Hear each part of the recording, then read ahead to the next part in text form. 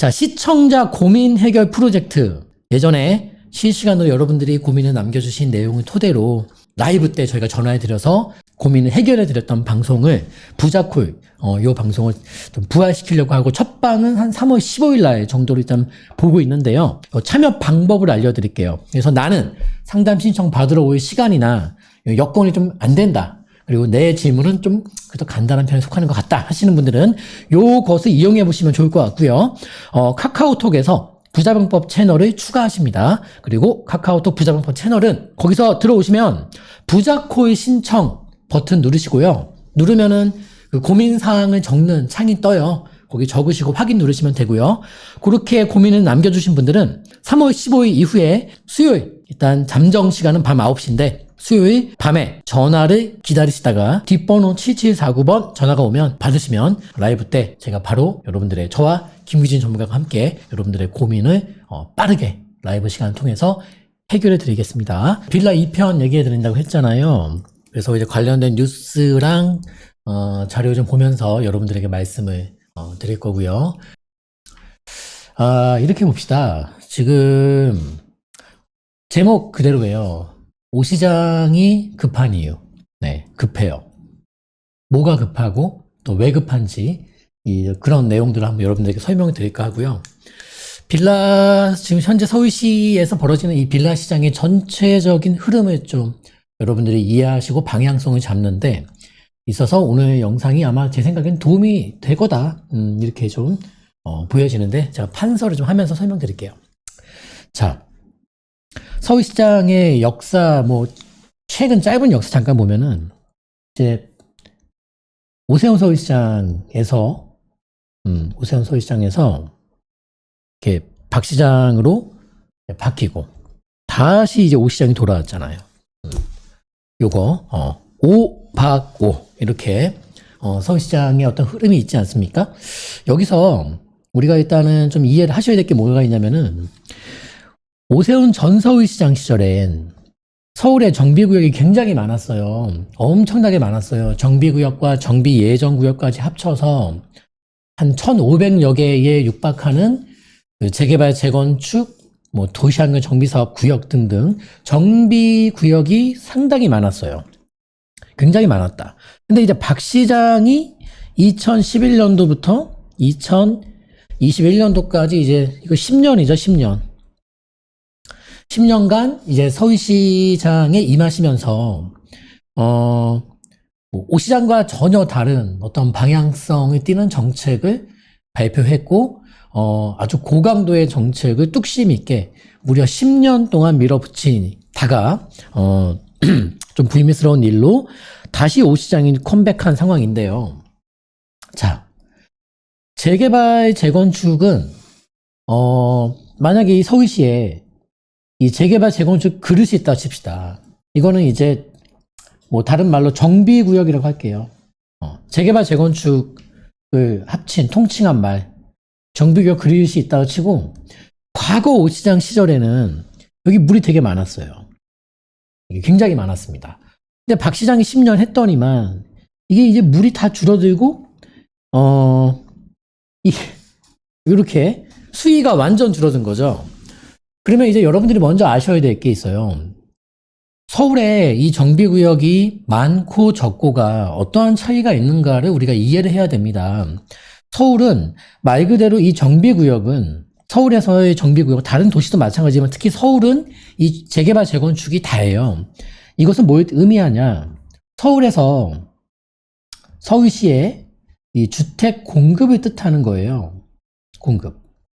그러니까 정비구역이 많다라는 말의 뜻은 앞으로 서울시에서 그 주택이 많이 들어설 수 있다라는 것을 의미하고 또 정비구역이 이제 적다라는 것은 서울시에서 주택이 들어설 게 없다라는 걸 의미하는 거예요. 그래서 오 시장의 과거의 서울시 또 박 시장이 10년 했을 당시의 서울시는 굉장히 큰 차이가 있다라는 겁니다. 왜냐하면 그러면 여러분 이게 어떻게 해서 이렇게 수위가 줄어들었죠? 어떻게 하면 이렇게 재개발, 재건축 이 그릇에 담긴 물이 이렇게까지 급감할 수 있는 것이죠? 첫째, 재개발, 재건축 지정할 만한 곳들을 지정을 했어야 하는데, 지정이라는 것은 이 그릇에 물을 담는 행위예요. 이것은 신규 발표. 신규 발표, 물을 담는다. 하나 퍼서 담는다. 재개발 하나 지정했다. 재건축 하나 지정했다. 담는 거예요. 그럼 수위가 올라가는데, 박 시장은 이 10년 동안 이 신규 발표를 하지 않았죠. 하지 않았습니다. 특히 박원순 서울시장 같은 경우는 재건축도 싫어하셨습니다만은 재개발을 경멸하셨죠. 왜냐면은 재개발 재건축에서 필히 거쳐야 되는 과정 중에 이주가 있습니다. 특히 이 재건축 이주와 달리 재개발 이주는 거의 완벽한 서민층의 이주이기 때문에 서민들이 강제로 주거 공간을 이제 빼앗기고 또 강제로 밖으로 이제 쫓겨나다시피 나가야 되기 때문에 서민주택 임대료도 오르고 이런 부작용이 많았기 때문에 특히 재개발에 대해서 굉장히 안 좋게 생각하셨던 서울시장이었죠. 이 박 시장 같은 경우는. 그래서 첫 번째, 이 재개발 재건축 그릇에 나는 신규 발표를 하면서 물을 더 담지 않겠다. 그러니까 물이 담길 수가 없죠. 이게 차단되고 또 거꾸로 물을 퍼내셨죠. 물을 퍼내셨죠. 어떻게 퍼냈냐? 해제, 무산, 하면서 물을 이제 퍼냈죠. 재개발 하지 마, 재건축 하지 마, 등등등 이렇게 말이죠. 그래서 신규 발표는 하지 않으니 그릇에 물은 담길 수가 없고 무산시키고 해제하는 건 물을 퍼내는 거예요. 밖으로 이제 퍼내는 거다 보니까 이 상태로 이제 가다 보니까 계속 수위는 줄어드는 거예요. 계속 수위는 줄어드는 거예요. 그래서 신규 발표는 안 해. 해제는 앞장서서 해. 이래버리니 이 재개발 재건축 그릇에 담긴 물은 점점점 줄어드는 거죠. 그래서 오 시장이 딱 돌아와서 보니 내가 물을 많이 채워놨었는데 왜 이렇게 물이 없지? 이게 물이 없으면 서울의 주택 공급에 분명히 문제가 나중에 생기는데, 그래서 이거 급하다 그래서 신속통합이란 말을 쓰는 거예요. 신속. 뭐가 급하다는 거예요. 급하지 않은데 신속이란 말을 쓸 이유가 없는 것이죠. 따라서 과거의 오 시장의 정책과 지금 현재 오 시장의 정책도 약간 결이 다르기도 하지만 일단은 같은 방향성은 뭐가 있냐면 재개발 재건축을 지정을 해야 되겠다. 신규 발표를 해야 되겠다. 이 재개발 정비구역에 이 적은 물을 수위를 올려야 되겠다. 그럼 방법은 쉽습니다. 박원순 서울시장과 정반대 일을 하면 돼요. 신규 발표를 하면 돼요. 그래서 지금 발표하고 있는 거예요. 지금 신속통합이다. 모아타운이다. 엄청나게 발표하고 있는 것이고 또 물을 퍼내고 있는 거예요. 이건 뭐죠? 무산시키고 해제시키는 거. 이거를 중단하겠다. 물을 담되 퍼내는 행위는 하지 않겠다. 이 상태로 하니까 지금 이제 21년도에 돌아와서 이렇게 하다 보니까 작년 또 올 초 이렇게 등등등 지금 신속통합 모아타운 발표가 굉장히 이제 앞장서서 발표가 되고 있기 때문에 지금 실제 수위가 올라가고 있어요. 위로. 올라가고 있습니다. 이런 상황이에요. 근데 이게 있어. 이거 잘 보세요. 여러분 혹시 작년에 8월 16일에 발표했었던 이거 기억하십니까? 816 대책. 이거 기억하시나요? 816 대책. 윤석열 정부의 첫 번째 완벽한 정책. 작년 이제 8월 16일에 나온 816 대책 기억하시는지 모르겠는데 이 816 대책의 슬로건이 뭐였냐면 270만 호 플러스 알파라는 거예요. 네, 기억하실지 모르겠습니다. 270만 호 플러스 알파. 네, 816 대책. 윤석열 정부의 첫 번째 제대로 된 주택 공급 정책이에요. 자, 이 816 대책을 보신 분도 계실 거고 또 까먹었거나 아니면 처음 얘기 듣는다 하실 분도 계신데 제가 아주 핵심되는 부분만 잠깐만 볼게요. 그 816 대책의 핵심되는 부분. 이거죠, 이거. 자. 이게 지금 816 대책인데 여기서 제가 딱 한 부분만 보고 갈게요. 이렇게 봅시다. 자, 여기 써 있어요. 좀 확대해 볼게요. 자, 근본 대책을 통해서 향후 5년간 이게 즉 윤석열 정부의 임기 5년 동안 공급대 전국의 주택 총수는 270만 호 수준이다. 잘하면 좀 더 공급하겠다라는 얘기예요. 그리고 뭐라고 써 있죠? 인허가 기준이다. 그러니까 입주가 아니에요, 여러분. 이게 좀 큰 글씨를 쓰면 좋은데 이것도 작은 글씨를 써놨죠. 그래서 윤석열 정부에서 한 내용의 어떤 얘기 봤을 때는 270만 호 그리고 인허가 기준이고 향후 5년 동안 그러니까 윤석열 정부는 제가 말씀드렸잖아요. 탄생 전부터 준비하는 정부고 지나쳐가는 정부다. 그래서 그 입주, 어떤 과실, 결실을 이 현 정부 임기 중에 우리가 기대한 데는 약간 무리가 있고 전 정부에서 뭔가 잘못된 정책이나 제도가 있으면 바로잡는 게 미션이에요. 이 현 정부에서. 그리고 과실보다는 씨를 뿌리는 정부예요. 그러다 보니까 270만 호를 임기 중에 입주시키겠다는 게 아니라 입주가 아니라 뭐죠? 입주가 아니라 인허가를 270만 호 플러스 알파를 준비하고 떠나겠다. 이게 이제 윤석열 정부의 8.16 대책 가장 큰 주택 공급의 방향성을 제시했던 그런 내용입니다. 자 보시면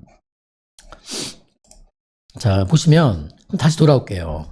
자 판서 다시 오면 그럼 잘 보세요. 이 270만 호를 맞추기 위해서 각 지자체 도시별로 미션이 있어요. 할당량이 있다라는 거예요. 할당량. 근데 잘 보세요. 그러면 서울시는 서울시의 할당량이 있고 사실 서울시와 수도권이 제일 중요하죠. 왜냐면은 지금 이 공급에 있어서만큼 좀 공급이 부족한 그러니까 만성적인 이 공급 부족의 도시는 서울시고 뭐 지방은 대도시일지라도 주택이 크게 부족한 그런 자리는 아니다 보니까 일단은 서울 수도권이 제일 중요한 것이고 특히 서울이 중요한데 이 270만 원에서 서울시가 할당량이 한 50만 원 된단 말이에요. 그러면 사실 서울시에서 평균적인 입주 물량이 3만 호 정도예요. 3만. 그러면 50만 호의 어떤 준비라는 것은 거의 20년치는 아니어도 한 15년치 정도 되는 물량을 5년 동안 인허가로 준비를 하시겠다는 말이란 말이에요. 굉장히 바삐 움직여야 된다는 소리예요. 서울에 270만 원에 서울시 할당이 50만 원이니까 서울시 바빠요. 이건 5년 동안 15년치의 주택 공급을 세팅을 시켜놓고 가야 된다는 소리다 보니까 그럼 서울시는 50만 원 세팅을 위해서 정부의 270만 호의 역산을 위해서 서울시 할당량을 맞추기 위해서 뭘 해야 되냐? 지금 하고 있는 거 발표를 열심히 해야 됩니다. 발표를. 무산할 겨를이 없어. 어느 재개발이 무산하겠다 하면 주민들을 독려해서 오히려 설득할 겁니다. 지금부터는. 그래서 이 신규 발표, 이 신규 발표가 서울시가 인허가 물량으로 할당량 50만 원을 맞추기 위해서 기본적으로 해야 되는 사안이에요. 지금 벌어지는 상황들이. 그렇게 이제 보시면 좋겠어요. 그래서 바쁜 거예요. 그래서 이제 서울시가 신속통합으로 열심히 이 바가지에 물을 퍼서 이 그릇에 막 담고 있단 말이에요. 담아. 신속통합. 재개발이죠. 담고 있고, 뭐 역세권, 시프트로도 담고 있는데, 그냥 우스갯소리입니다. 제가 봤을 땐 이런 거예요. 정부에서 물어봤겠죠. 서울시 일 잘하고 있냐? 할당량 50만 원 어떻게 5년 동안 인허가 맞출 수 있겠냐? 근데 열심히 하고 있는데 50만을 커녕 25만도 채우기가 쉽지 않아 보이는 거예요. 그래서 뭐 하고 있냐? 일을 하냐 안 하냐? 뭐 이렇게 이제 뭐 그런 식으로 이제 했을 때 답이 신속통합만 해서는 답이 없다라는 게 지금 답은 나와 있어요. 신속통합만 가지고서는 이거 목표치 50만 원 서울시에서 인허가 못 맞춥니다. 5년 동안 15년치 인허가를 어떻게 맞출 건데 못 맞춰요. 그러면 다른 방법 없냐? 했더니만 이제 얘기 나온 게 뭐예요?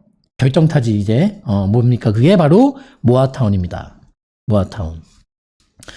야 신속통합 바가지만 여기 퍼서 넣어서는 안 되잖아. 270만 원 나 맞춰야 되는데 어떻게 할 거야. 그러니까 이제 모아타운이라는 바가지 좀 작은 바가지라도 좀 급하니까 신속통합은 좀 큰 바가지고 모아타운은 좀 작은 바가지인데 그냥 막 담아. 이게 지금 서울시의 모습이에요. 서울시의 모습입니다. 네. 모아타운의 탄생 배경부터 여러분 잘 이해를 하셔야 돼요, 지금요. 왜 갑자기 서울시가 모아타운을 왜 꺼내는지 그 이유를 제가 말씀드리는 거예요. 270만 원 8.16 대책에서 270만 원에 대한 대국민 공급 대책을 발표했고 270만 원 중에 서울시의 할당 물량이 50만 원이기 때문에 이거를 이제 맞춰야 되는 부분들. 이게 굉장히 중요한 상황이라는 것입니다. 이거 잘 이해하셔야 돼요. 그래서 뉴스 하나 볼게요. 자, 뉴스 하나 보겠습니다.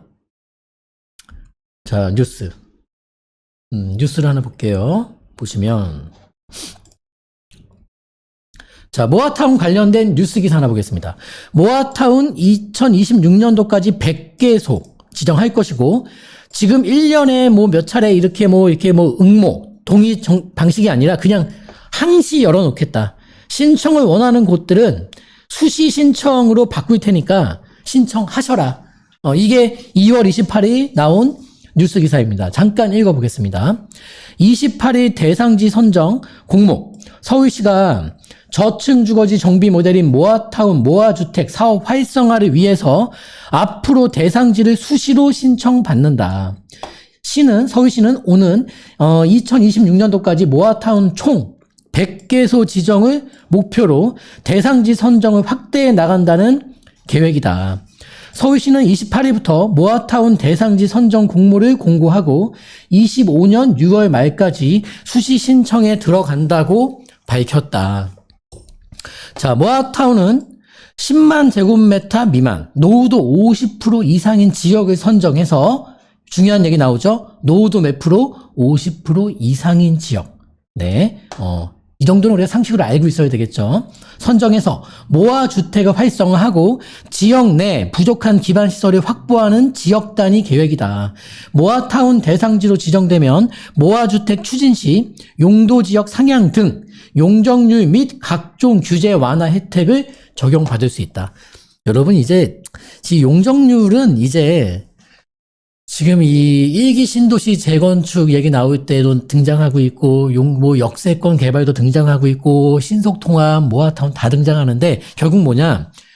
대한민국이요, 이 용적률 법적 상향화가, 머지 않았습니다. 그 부분 하나 말씀드릴게요. 그래서, 서울시는 기존의 특정 기간에만 신청을 받았던 공모 방식에서, 이제는 그 특정 기간이 아니라, 수시 신청으로 언제든지 원하면은 주민들이 응모를 하셔라. 이렇게 전화한다고 얘기했고요. 급하다는 거예요, 지금요. 그리고 각 자치구가 대상지별로 신청 요건을 갖춰서 시에 접수하면 수시로 개최되는 선정위원회를 통해서 선정 여부를 통보하게 된다. 이렇게 발표했나요? 그래요. 그래서 재개발이 어려운 노후 저층 주거지 중 전체 면적 3만에서 10만 제곱미터 미만, 노후도 50% 이상인 요건을 갖춘 지역은 모아타운에 공모할 수 있다. 그리고 뭐 등등등 이런 내용입니다. 자, 그럼 잠깐만 다시 돌아와 볼게요. 자, 아까 지금 방금 봤던 모아타운, 이게 지금 여러분 이게 지금 그림이 다 연계되는 건데요. 잘 보세요. 다 연계되는 거예요. 지금 보시면. 그럼 봐요. 이 퍼즐을 잘 맞추면 지금 돌아가는 판을 우리가 이해할 수 있어요. 그럼 보세요, 여러분. 신속통합과 모아타운의 그냥 심플한 차이점이 뭡니까? 간단한 차이점. 그냥 심플한 거. 신속통합과 모아타운의 심플한 차이점. 신속통합 또 모아타운. 네, 심플한 차이점 뭐예요? 신속통합과 자, 모아타운. 신속통합은 기본적으로 좀 크게 묶는 거죠. 크게 좀 대단지 아파트 위주의 공급. 그래서 몇 제곱미터 이상 이렇게, 그러니까 최소 규모의 어떤 제약이 있는 사업이고, 모아타운은 오히려 너무 크게 하지 말라는 거예요. 그래서 최대 규모, 최대 지정 면적의 최대치의 어떤 규정이 있는 사안이고, 또 신속통합은 노후도가 기본적으로 3분의 2, 모아타운은 기본적으로 노후도가 2분의 1인데, 자, 이게 이제 키 포인트예요. 자, 무슨 소리냐? 먼저 잠깐 볼게요. 신속통합 노후도 3분의 2란 말은 다른 말로 3분의 1은 뭐 새 거냐 아니냐는 중요하지 않아요. 그쵸? 낡은 것만 카운팅하기 때문에 3분의 1이 당장 어제 지어진 거든 작년에 지어진 거든 신경 안 쓰고, 일단은 노후된 카운팅이 신속통합은 3분의 2 이상 돼야 되고, 모아타운 2분의 1은 이건 쇼킹한 거예요. 이거는 말 그대로 파격이고 약간 과한 정책이라고 해석할 수도 있습니다. 왜냐하면 노후도 2분의 1은 서울시 거의 평균적인 이 저층 주택가에 노후도 평균치와 거의 흡사해요. 그러니까 이 말은 뭐냐? 서울시 전역이 전체 지역이 타겟이 된다는 거예요. 특정 지역이 아니에요. 특정 지역이 아니라 서울 전역, 거의 전체 지역이. 근데 걔네들은 똑같아. 신속통합이든 모아타운이든 결국은 얘네들은 뭐예요? 아파트 짓는 사업이야, 아파트. 아파트 짓는 사업이야, 아파트. 둘 다 아파트 짓는 거야, 아파트. 좀 크게 지을 거야, 신속통합.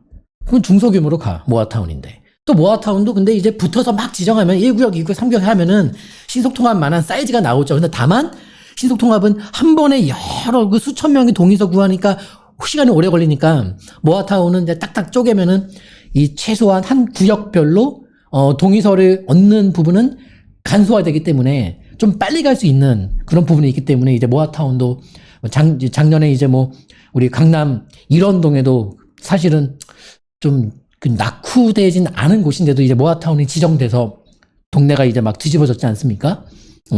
이게 심각한 거예요. 이거 서울 전역에, 그러니까 아파트가 없는 서울 전역을 주민들이 원하면은 아파트 지을 수 있게끔, 다 때려부시고 아파트 지을 수 있게끔 한다는 사실 약간 좀 과한 정책이에요. 그래서 우리가 뭘 알 수 있냐면은, 모아타운이 나왔을 때 우리는 두 가지를 우리가 이제 이 재개발의 경험이 있는 분들은 두 가지 바로 해석할 수 있는데, 첫 번째, 이거 왜 나왔을까를 대번 알 수 있었어야 돼요. 그 얘기 제가 지금 해드리는 것이고, 8.16 대책과도 연관이 깊다. 이 부분은 서울시 목표 50만 호의 인허가 물량을 맞춰야지만 정부가 발표한 270만 호 물량을 맞출 수 있는 것이고, 또 서울시 물량 50만 호를 맞추기 위해서 어떻게 해야 된다? 더 이상 재개발 재건축 무산과 해제는 없다. 또 뭐다? 재개발 재건축 신규 지정을 가열차게 해야지만 목표 물량, 할당량 50만 호를 서울시가 맞출 수 있다. 이런 퍼즐을 우리 해석할 수 있는 것이고, 두 번째, 모아타운 얘기 나왔을 때 두 번째 빨리 뭘 캐치해야 되냐? 이거 서울 시내 빌라 다 오릅니다. 이거 다 올라요.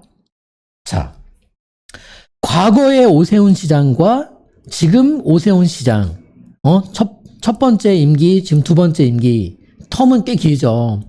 차이점이 뭐예요? 어떤 차이점이 있죠? 인물은 동일 인물이죠. 어떤 차이점이 있습니까? 과거의 오 시장 시절의 정책과 지금 현 시점의 오세훈 서울시장의 정책의 가장 큰 차이점이 몇 가지 있는데 그 중에 차이점이 뭐가 있죠? 근데 그 외에는 여러 정책 방향이 거의 흡사해요. 뭐 약간, 그러니까 틀지도 않아. 약간 하나 보태는 정도예요. 2007년도, 8년도에 발표한 그 정책들 거의 다 재탕으로 지금 나오고 있어요. 거의 틀은 안 바뀌었어요. 근데 이건 너무 큰 차이가 있다라는 게 있어요. 그게 바로 뭐냐. 이 신속통합 모아타운 등 이 재개발 발표 방식에 엄청난 차이가 있습니다. 엄청난 차이. 과거의 오세훈 서울시장 시절은 어떻게 했었죠? 재개발을 발표하는데 지금처럼 주민들에게 동의서를 걷어오세요, 뭐 응모를 해보세요 이렇게 했습니까? 아니죠. 어떻게 했죠? 그냥 하던 대로 우리 그냥 서울시나 아니 전국적인 재개발 재건축 하던 대로 그냥 서울시에서 잘 준비해서 기습적으로 발표했고 주민들과 뭐 재개발을 원하십니까 등등등 일절 소통을 하지 않았습니다. 그러니까 소통할 게 있고 소통할 게 없고 한데 재개발 지정에 있어서만큼은 이 어떤 소통을 일절하지 않았었죠. 근데 지금은 지금의 오세훈 서울시장의 정책은 다르죠. 지금은 뭐죠? 주민들에게 동의서를 갖고 오세요. 응모를 해보세요. 즉 소통을 하는 거죠. 자, 그럼 첫 번째, 이 재개발처럼 예민한 문제에 있어서 주민들과 소통을 하게 된 이 방식은 오세훈 서울시장이 만든 방식인가? 아니죠. 이 계기는 언제였죠?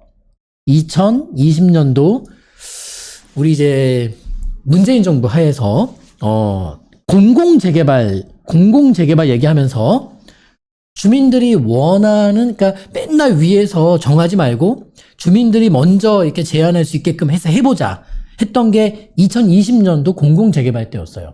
그러니까 즉 2020년도 이전까지는 단 한 번도 이런 방식으로 한 적은 없어요. 다 이거였지. 요거였죠, 요거. 기습적으로 발표했고 무슨 소통은 소통이야. 이렇게 했는데 이거 역사가 짧아요. 지금 소통 방식이, 이게 지금 재개발 소통 방식이 2020년도에 시작된 일이란 거예요. 부유가 몇 년 되지도 않았어. 요거를 이제 오 시장이 쓰고 있는 거예요. 지금 방식을요. 그러다 보니까 이 동의서 거두면 가격이 올라요, 안 올라요? 오르지. 근데 올라요. 물론 탈락하면 좀 떨어져. 약간. 그러면 동의서를 거뒀다는 이유만으로, 네? 이 정도 올라 있는 거예요. 동의서를 거뒀다는 이유만으로 이 정도 폭이 올라 있다는 소리예요, 지금요. 이 정도 폭이. 그냥 거두면 올라. 왜냐면은 이게 뭐 한 번, 이번에도 보세요. 한 번에 지정되는 사례는 적죠. 하지만 내가 이제 이 지역이 한 번 탈락하고 다시 한번 이 동의의 어떤 응모율을 높여서 주민들의 의지가 이렇게 높다라고 이제 강하게 푸시를 하면 이 서울시 입장에선 그게 사실 다 표예요. 예, 뭐 정치적인 계산법은 작용 안 할 수는 없겠죠. 그러면 뭐 30 몇 프로로 응모했는데 탈락시켰는데 그 다음에 뭐 50%, 60%, 70%로 다시 재응모가 들어온다. 이거는 탈락시키기 되게 어려워지는 상황으로 가거든요. 그러니까 이게 지금 정치 논리와 그 경제의 주택 공급 논리와 정부의 정책, 서울시의 정책과 모든 게 지금 완전히 이게 퍼즐처럼, 네? 맞춰져서 모아타운 탄생의 배경까지 가고 있는 거예요, 지금요. 그렇게 이제 보시면 됩니다. 그리고 아무튼 이 동의서의 응모란 방식은 사실 취지는 좋죠. 왜냐면은 맨날 위에서 여긴 재개발입니다. 알아서 알아들으셨죠? 이렇게 하던 방식을 벗어나자. 시민들과 주민들이 원하는 곳들을 먼저 목소리 들어주자. 취지는 좋지만, 부작용이 없는 정책이 없듯이 지금 이 동의서 응모란 방식을 채택했더니만 아시는 분들은 아실 겁니다. 어떻게 되고 있죠? 그냥 동의서 거두면 오르니까 되든 안 되든 동의서 거두면 오른다. 이건 뭘 뜻하냐? 거두면 오른다. 그냥 걷어서 미칠 건 없다. 그럼 동의서를 걷는데 뭐 어디다 뭐 허락을 받아야 되냐? 그런 자격도 없다. 절차도 없다. 그냥 거두면 된다. 이러면은 안 거두면 바보지. 다 걷는 거예요. 굉장히 많습니다. 지금 그래서 강북권 지역들 막 다니다 보면은 뭐라 그럴까요? 굉장히 많아요. 아무튼 굉장히 많아서 온라인에 다 검색이 안 될 정도로 굉장히 많아요. 그냥 뭐 이렇게 플랜카드 싸구려 하나 걸어 놓으면 돼요. 추진준비위원회 이렇게 걸어서 그냥 거두면 올라. 그러니까 이 부작용은 나중에 이제 어떤 식으로 이제 서울시가 대처하고 대응할지 모르겠습니다만은 저는 자체적으로 서울시가 지금 이러한 부분들에 있어서만큼은 자체적인 모니터링을 저는 하고 있다고 봐요. 왜냐하면 정책 작동을 시키면서 부작용 체크를 안 하는 그런 지자체는 없으니까 그 정도 보고 있다고 보는데 모니터링 하고 있으면 아실걸요? 지금 이 동의서를 걷는 곳들이 시세가 어떻게 변하는지를. 물론 거기서 동의서 걷어서 지정되면 그때 시세가 날아가요. 네? 날아갑니다. 날아가요. 지금 자양 4동 신속통합 지정된 것들 대지집은 5평짜리들이 지금 8억 원 다 넘고요. 대지집은 6평짜리가 지금 11억 뭐 몇천까지도 나와요. 물론 호가지만 뭐 11억 3천인가 6.8평인가 6점 몇 평짜리는 그 원래 얼마였는데. 근데 그 자양 4동이 이번에 신속통합 작년 말에 지정돼서 이렇게 확 올랐냐? 그게 아니라 이미 동의서를 걷기 시작하면서부터 올랐죠. 그리고 작년 말에 확정되면서 합격 딱 떨어지는 순간 더 올라버렸죠. 그렇게 가고 있는 것입니다, 지금요. 그래서 서울시는 여러분이 잘 아셔야 될 게 작년도 한번 돌아볼까요? 작년도 2022년도, 네? 작년도 한번 보세요. 잠깐만 좀 지울게요. 작년도도 돌아보면 작년도 2022년도에 아파트가 그렇게 죽어나가는 상황에서 빌라가 사실 거의 강보합세 내지 특정 지역들, 이 재개발 관련돼서 지정되는 신규 개발 지역들은 올랐습니다. 이거 엄청난 기현상입니다, 지금요, 이건. 엄청난 기현상이에요. 근데 이거는 왜 이렇게 해석해야 되겠냐. 이게 사실요, 재개발 지정된다 그래서 아파트가 죽어나가는데 오르기는 어려워요. 근데 작년에 왜 그랬냐. 그러니까 지난 10년 동안, 박원순 서울시장 10년 동안 재개발이란 단어는 이 부동산 시장에서 거의 연관된 키워드는 무산, 해제, 이런 거였거든요. 그러다 보니까 거의 이 상황에서는 재개발 투자라는 것은 지난 10년 동안 잊고 있다가 이제서 갑자기 이게 이제 정책적으로 뭔가 서포팅이 되고 강하게 서울시가 또 밀어붙이는 모습이 보이다 보니까 이거 굉장히 시장에서는 이걸 좀 큰 어떤 정책의 재료로 받아들이는 현상이 2022년도에 아파트 그 급냉기 속에서도 빌라가 거의 대체적으로는 많이 안 빠졌고, 그리고 이 개발지 신규 지정에 편입되는 곳들은 오히려 강세를 보이는 이런 기현상이 작년도에 벌어졌던 것이죠. 그래서 지금 봐보세요. 지금 서울시가 오시장 체제로 바뀌고 나서 정부와 한 뜻을 맞추고 열심히 이제 발표를 하고 있는데, 이거 지금 썸네일에 잡은 제목처럼 지금 이 서울시 빌라 시장의 강세 현상이, 또는 이 재개발의 어떤 뭐 신속통합이든 뭐하든 결국 뭐 역세권 개발이든 뭐든 아무튼 아파트 짓는, 노후주택가 철거하고 아파트 짓는 사업이잖아요. 본질은 다 똑같아요. 사업 명칭이 다를 뿐이지, 적용 법률이 다를 뿐이지 근본적인 취지는 똑같지 않습니까? 낡은 거 부셔, 새 아파트 지어, 이거지. 뭐가 달라요? 다 똑같아요. 사업 방식이 다를 뿐이지. 아무튼 간에 이게 반짝거리는 짧은 유행인 것이냐, 아니면 요거 약간 대세 흐름에 편승하는 상황이냐, 이거 되게 중요한 질문이다 보니까 그 질문을 제가 816 대책과 816 대책이 되게 중요한 정책이에요. 거기서 큰 도화지로 그렸잖아요. 그 도화지에는 이 816 정부 정책 도화지에는 서울시 파트도 있고 경기도 파트도 있고 인천시 할당량도 있고 지방 대도시들의 할당량도 있단 말이에요. 지금요. 그중에서 제일 예민한 건 뭐예요? 서울시지. 왜냐하면 윤석열 정부 임기 막판에는 이 816 대책 270만 호에 대해서 시장의 검증을 또 받아야 될 거 아니겠습니까? 그래서 이제 물론 아까 말씀드렸잖아요. 대책에 보면 뭐라고 써 있다? 인허가 기준이다. 인허가는 뭐예요? 발표 나면 되는 거예요. 그래서 서울시 신속통합 발표된 그 원본 데이터 보게 되면은 이 차트 되게 웃긴 게, 발표 구역 있고 면적서 있고 예상 조합원 수도 있고 공급될 수 있는 예상 세대수 적어놨잖아요. 보통 그런 거 안 적거든. 그러니까 이 50만 호가 되게 압박이 오는 거예요. 50만 호 압박이. 저 50만 호 압박을 그러니까 50만 호의 할당량을 채우기 위해선 서울시는 더 가열차게 발표할 수밖에 없다. 지금 모아타운의 정시 모집에서 수시 모집으로 바꾸는 것 자체가 뭐예요? 이제 막 지정하겠다는 겁니다. 지금부터. 그러니까 50만 호의 할당량을 위해 서울시는 달려가는 거예요. 그냥 지금요. 이거는 짧은 한철 정책, 한철 시장 반응이 아닐 거다.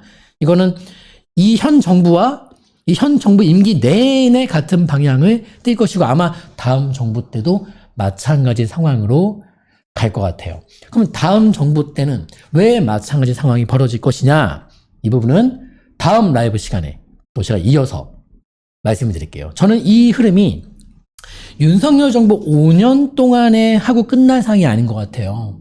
이거 다음 정부에도 충분히 이어질 수 있을 만한 그 상황으로 갈 수밖에 없다. 이 부분은 또 설명 제가 드릴 건데, 그 부분은 다음 라이브 때 제가 또 여러분들에게 좀, 말씀을, 드리겠습니다. 네, 그렇게 볼게요. 그래서 지금 이슈가 되고 있는 이 신속통합과 모아타운 등등 저희도 상담하다 보면은 거의 상담의 한 절반 정도는 요런 그 서울시 빌라 투자에 대해서 많이 물으세요. 근데 웃긴 건 그분들이 과거에 빌라 투자를 해보신 분들이 적어요. 그냥 소자본이니까 나는 아파트를 사고 싶지. 근데 아파트를 살 예산이 안 되니까.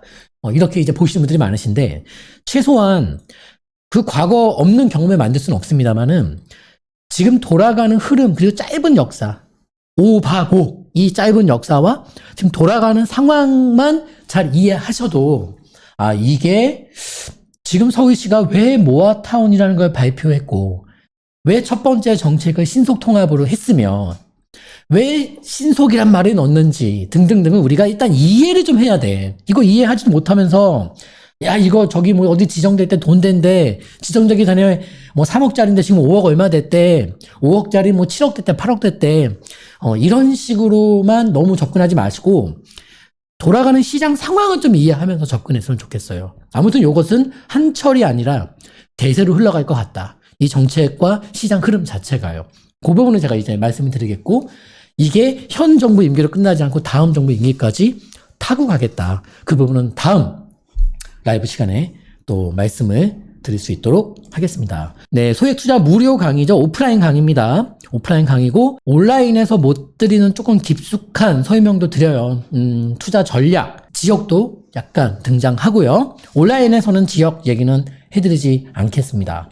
이렇게 보고 신청 방식은 전화로 접수하든 02-888-8885번으로 접수를 하시든 아니면 네이버에서 박병찬 샵을 치시고 여기서 신청하셔도 됩니다. 오늘은 어제에 이어서 이제 빌라 관련된 신속 통합과 모아타운 관련된 정책과 시장 상황을 진단해 드렸고요.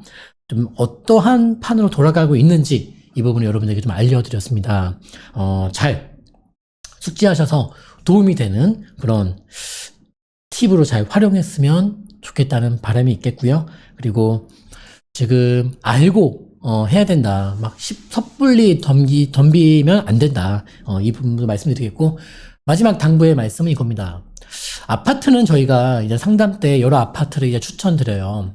그리고 이제 물건을 직접 가셔서 이제 많이 고르시는 상황인데 아파트는 단지와 중간층 기준의 매수 목표가를 이제 알려드리거든요. 근데 왜냐면 아파트는 좀 획일화되어 있잖아요. 물건이 뭐 개별적인 동이나 이런 차이는 있겠습니다만은 웬만해서는 거의 뭐 층 정도의 시세 차이밖에 안 보이거든요. 근데 빌라는 달라요. 뭐 아까도 뭐 언급했던 무슨 동네가 있다면 그 동네의 빌라가 다 똑같은 게 아니잖아요. 다 다른 거예요. 그래서 좋은 지역이라 그러면은 뭐 거기에 있는 모든 매물이 좋은 것도 아닐 것이고 뭐 나쁜 지역이라고 했을 땐 거기에 있는 모든 매물이 나쁘진 또 않을 거 아니겠습니까? 또 초급매 이런 것도 사도 되는 게 있을 것이고 다양하다 보니까 아파트보다 투자 금액이 적게 들어갈 뿐이지 이 소액 투자의 어떤 대명사인 서울의 이 빌라가 그렇게 만만한 분석을 갖고 있는 투자가 아니라는 거예요. 오히려 아파트보다 몇 가지를 더 보면 더 봐야 되지 쉽지는 않아요. 결코 분석 자체가. 그 부분은 아무튼 모르시는 분들은 전문가 조언을 참고해서 접근하는 게 제일 안전하지 않을까 싶습니다. 자, 그렇게 이제 말씀드리겠고요. 다음번 라이브는 아무튼 이제 다음번 라이브가 아닐지라도 이제 한 3월 중순부터는 저희가 이제 매주 요일 좀 정해서 요일과 시간은 제가 따로 공지를 하겠습니다. 그렇게 라이브를 이끌어 가겠습니다. 오늘 1시간 동안 들으시느라 수고하셨습니다. 다음번 라이브 때 인사드리겠습니다. 감사합니다.